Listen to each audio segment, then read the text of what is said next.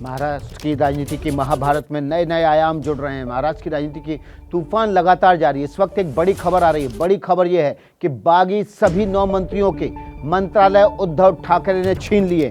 इस वक्त की बड़ी खबर एबीपी न्यूज पर महाराष्ट्र की सियासत से जुड़ी हुई बगावत की जंग तेज करने वाले सभी बागी मंत्रियों के विभाग छीन लिए गए। शिवसेना का ये बड़ा फैसला, महाराष्ट्र के मुख्यमंत्री उद्धव ठाकरे का ये फैसला है। बगावत की जंग के बीच उद्धव ठाकरे ने बड़ा फैसला लेते हुए सभी बागी मंत्रियों के विभाग छीन लिए। आपको पता है कि 39 से ज्यादा विधायक इस समय गुवाहाटी में हैं, उसमें से 9 मंत्री हैं जो उद्धव सरकार में इस वक्त तक मंत्री थे। अब उद्धव सरकार ने फैसला लिया है कि इन सभी मंत्रियों के विभाग छीन लिए गए हैं। बाकायदा जनसंपर्क विभाग से इसकी सूचना जारी कर दी गई है कि सभी बागी 9 मंत्रियों के विभाग मुख्यमंत्री ने छीन लिए हैं। अब ये सभी मंत्री बिना विभाग के मंत्री होंगे जब तक राज्यपाल इनको बर्खास्त करने की सिफारिश को स्वीकार नहीं कर लेते हैं।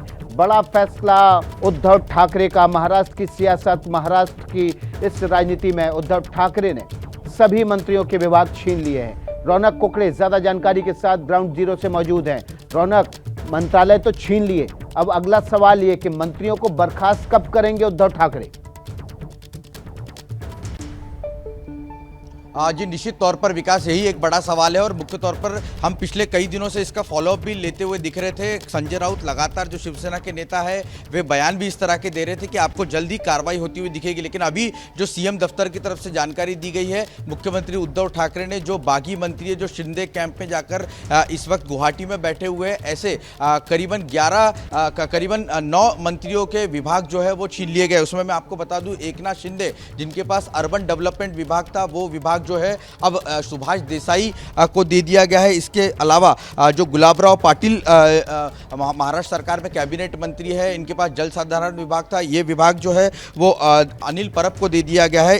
इसी तरह उदय सामंत जिनके पास हायर टेक्निकल एजुकेशन मंत्रालय था, वो आदित्य ठाकरे को सौंप दिया गया। कुल मिलाकर अगर देखें तो कुल 9 मंत्री बागी हो गए हैं और ऐसे 9 मंत्री जो शिवसेना के कोटे से आते हैं, ऐसे मंत्रियों के विभाग जो है वो फिलहाल अलग अलग मंत्रियों को देने का फैसला मुख्यमंत्री उद्धव ठाकरे ने लिया है। लेकिन सबसे बड़ा सवाल ये पूछा जा रहा है कि अगर इन लोग बागी हो चुके हैं, पिछले कई दिनों से हम देख रहे हैं कि लगातार शिवसेना के खिलाफ बयानबाजी भी देखने को मिल रही है इन बागी विधायकों की और मंत्रियों की, तो ऐसे में इनको बर्खास्त क्यों नहीं किया जा रहा? ये सबसे बड़ा सवाल है जिसका जवाब फिलहाल सरकार और खासतौर से मुख्यमंत्री कार्यालय जो है वो नहीं दे रहा है। मकसद ये भी है कि पहले छोटी धमकी दी जाए, फिर थोड़ी बड़ी धमकी दी जाए, फिर उससे और बड़ी धमकी दी जाए और देखा जाए कि क्या ये जो विधायक हैं, जो मंत्री हैं, वो वापस शिवसेना कैंप में वापस ज्वाइन कर सकते हैं क्या?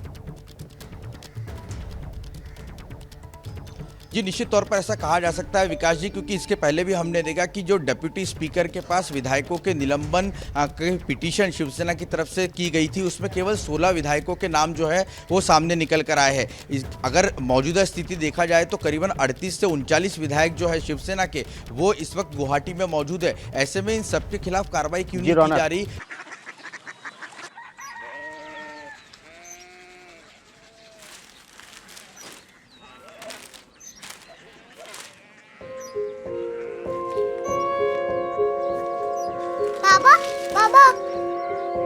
कोरिया सिटी जानी ना?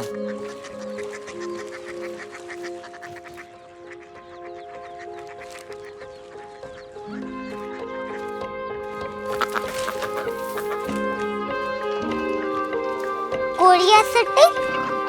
हाँ।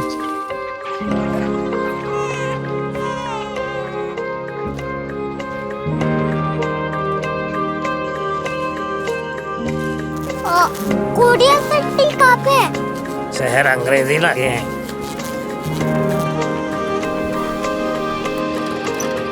Korea city.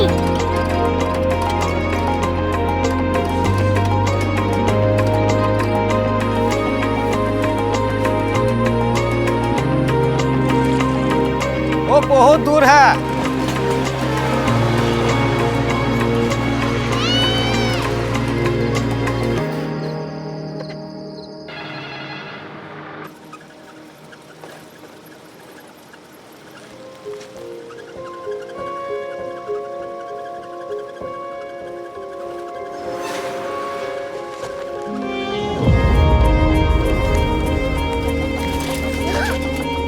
क्यूरियोसिटी।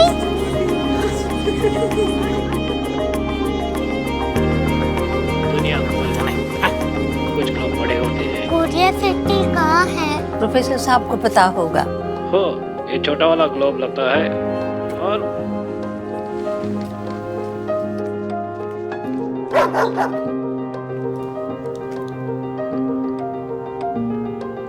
पता नहीं, मेरी बेटी से जाके मिल लो, शायद उसे मालूम हो।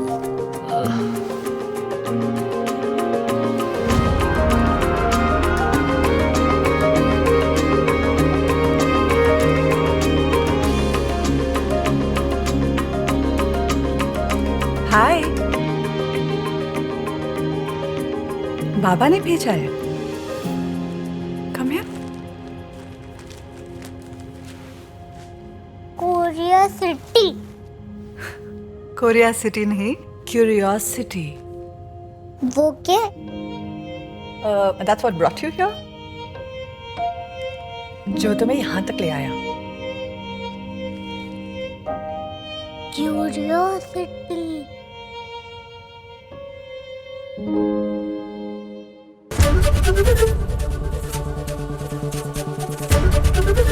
एबीपी न्यूज आपको रखे आगे।